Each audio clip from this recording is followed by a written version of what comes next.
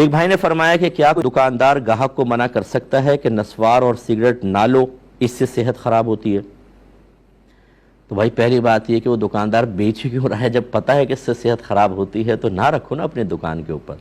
اگرچہ سگریٹ بیچنا ہمیشہ کوئی حرام نہیں ہے، نسوار بیچنا ہمیشہ حرام نہیں ہے، یعنی اس کو مطلقاً حرام نہیں کہہ سکتے ہیں، یہ استعمال کرنے والے پہ غلط استعمال کرے۔ بعض اوقات تو ماہر نفسیات سموکنگ کی کہتے ہیں کہ آپ تھوڑا سا سموک کریں تاکہ آپ کی توجہ بٹے، اور یہ عام لوگوں کو ہوتا ہے، دیندار کو تو ہم یہی، اور عام لوگوں کو مشورہ یہی دیں گے، میں ماہر نفسیات کی بات کر رہا ہوں، کہ ہم کہیں گے آپ قرآن پڑھیں ترجمہ تفسیر کے ساتھ، حدیث پڑھیں، یا کوئی گھر میں جانور پال لیں، پرندے وغیرہ، ان کی ایکٹیویٹی دیکھا کریں تو ذہن بہت حد تک دباؤ سے ہٹ جاتا ہے۔ بلی پال لیں، کوئی اور جانور پال لیں، بشرطے کہ آپ افورڈ کر سکتے ہوں، تو یہ ذہنی مشغولیت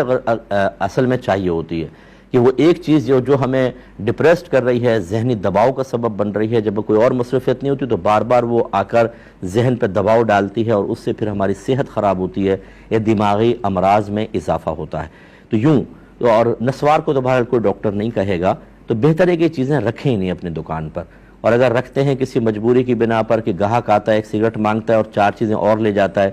سگریٹ نہ ہو تو آنا ہی چھوڑ دیتا ہے، کہ کہتا ہے یار 5 چیزیں وہیں سے لے لوں گا، گاہکوں کی کمی کا سبب بننے لگے، اگر آپ کو واقعی محسوس ہو رہا ہے تو پھر بہترین چیز یہی ہے کہ آپ دیتے ہوئے کہہ دیں کہ یار میں نے مجبوری میں رکھی ہوئی ہے، لیکن یہ آپ کی صحت کے لیے اچھی نہیں ہے، آپ بالکل کہہ سکتے ہیں، اچھی بات ہے۔